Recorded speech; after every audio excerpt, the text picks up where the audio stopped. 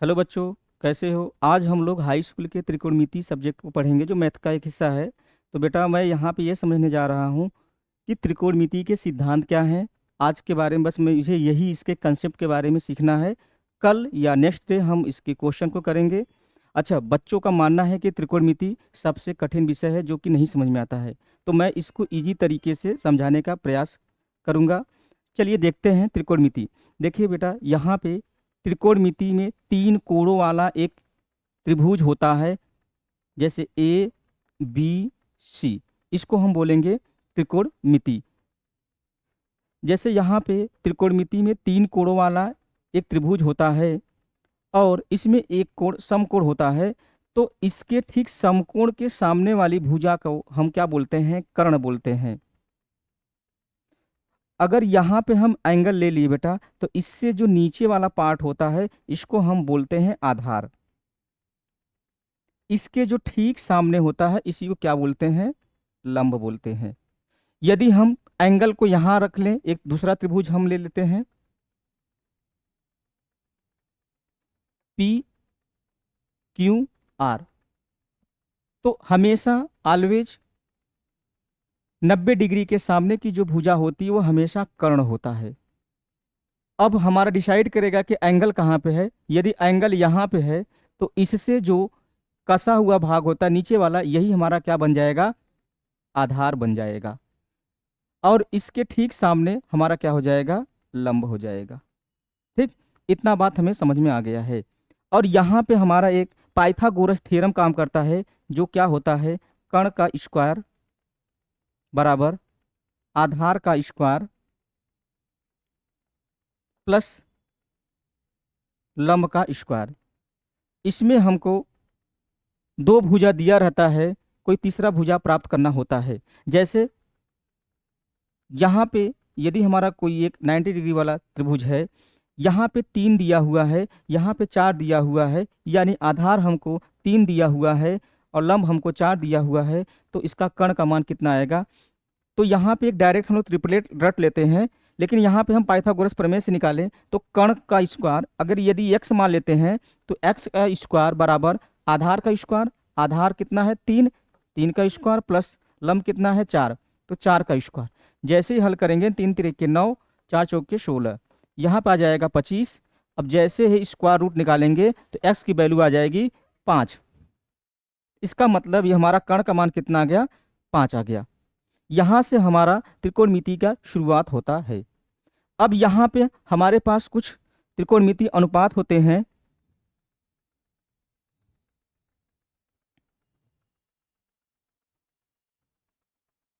त्रिकोणमिति कुछ अनुपात होते हैं, उनके बारे में हम समझेंगे। जैसे एक एंगल ले लेते हैं, एक त्रिभुज ले लेते हैं। यहाँ पे हमारा है त्रिभुज ए बी सी और यहाँ पे हम थीटा ले लेते हैं। तो सबसे पहले हमारा होता है साइन थीटा, फिर होता है cos theta, tan theta, cot theta, cosec theta, sec theta. ये 6 त्रिकोणमिति अनुपात होते हैं। इनका वैल्यू होता है लंब के बटे आधार। इसको यदि हम लंब मान ले रहे हैं, इसको आधार, और ये कर्ण, सॉरी, साइन थीटा जो होता है ये लंब के बटे कर्ण होता है, तो लंब के बटे कर्ण। कॉस थीटा होता है आधार के बटे कर्ण। टेन थीटा बराबर होता है लंब के बटे आधार। काट थीटा क्या होता है? अब इसका रिवर्स होता है, काट टेन का उल्टा होता है, इसलिए आधार के बटे लंब। कोसेक साइन का उल्टा होता है, तो कर्ण के बटे लंब। और सेक किसका उल्टा होता है? तो कास का उल्टा होता है, तो कर्ण के बटे आधार, सॉरी, कर्ण के बटे आधार। ठीक है, ये हमको याद करना होता है। और इसको याद करने के लिए एक ट्रिक होता है जिसको हम बोलते हैं लाल बटे कक्का। लाल के बटे कक्का। इसका मतलब पहला जो अनुपात है साइन का है, तो लंब के बटे कर्ण। दूसरा अनुपात है कास, तो आधार के बटे कर्ण। तीसरा अनुपात है टेन, तो लंब के बटे आधार। अब इसी को रिवर्स कर देंगे हम, तो क्या हो जाएगा? कक्का के बटे लाल। तो यह कर्ण के बटे लंब क्या हो जाएगा हमारा, कोशेक हो जाएगा। कर्ण के बटे आधार हो जाएगा हमारा शेक का हो जाएगा। आधार के बटे लंब हो जाएगा काट का हो जाएगा। इसके बाद ये कुछ जरूरी है। अब यहाँ पे आते हैं हम लोग कुछ और फार्मूलों को समझेंगे।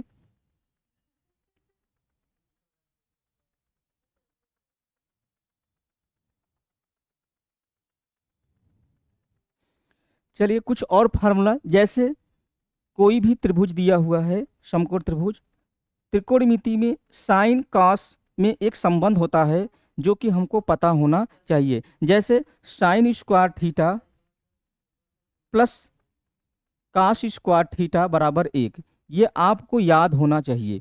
अगर यह फार्मूला हमको याद है तो बाकी जो फार्मूला है हम अपने आप निकाल लेंगे। जैसे देखिए, एक होता है सेक स्क्वायर थीटा, तो सेक स्क्वायर थीटा बराबर होता है 1 प्लस टेन स्क्वायर थीटा।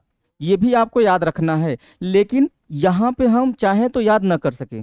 इसके लिए क्या करेंगे, हम दोनों पक्षों में हम किसका भाग दे दें, तो दोनों पक्षों में यदि हम एक बार साइन स्क्वायर से भाग दे लें तो मान में तो कोई परिवर्तन नहीं होगा।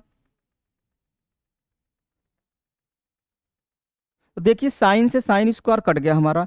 कास के बटे साइन हमारा होता है, कास के बटे साइन होता है काट, तो ये बन गया काट स्क्वायर थीटा। और 1/साइन स्क्वायर, और यहाँ पे हमारा कट के 1 आया था, और यहाँ पे 1/साइन स्क्वायर हमारा क्या बन जाएगा, कोशेक स्क्वायर। यानी एक नए फार्मूला यहाँ पे निकल गए। कोशेक स्क्वायर थीटा बराबर 1 प्लस काट स्क्वायर थीटा। इसी प्रकार से बेटा अगला अगर हम देखें, sine square theta plus cos square theta बराबर 1, यदि हम इसमें कास स्क्वायर थीटा के दोनों पक्षों में गुणा कर देते हैं, भाग दे देते हैं, तो देखिए एक अलग फार्मूला निकल के आ जाएगा। तो कास स्क्वायर थीटा इधर हो गया और कास स्क्वायर थीटा इधर, और कास स्क्वायर थीटा मान में कोई चेंज नहीं होगा। तो यहाँ पे कास स्क्वायर थीटा से कैंसिल आउट हो जाएगा, और यहाँ पे फिर से हमारा प्राप्त हो जाएगा साइन स्क्वायर थीटा बटे कास स्क्वायर थीटा। इसकी वैल्यू होती है टेन स्क्वायर थीटा, और यहाँ पे हमारा प्राप्त हो जाएगा 1, और ये रिवर्स जब जाएगा तो क्या हो जाएगा, सेक स्क्वायर थीटा। इसका मतलब केवल हमें sine square theta plus cos square theta बराबर यदि 1 प्राप्त है, तो बाकी दो फार्मूले यदि हम कभी भूल जा रहे हैं तो हम निकाल सकते हैं भाग देकर।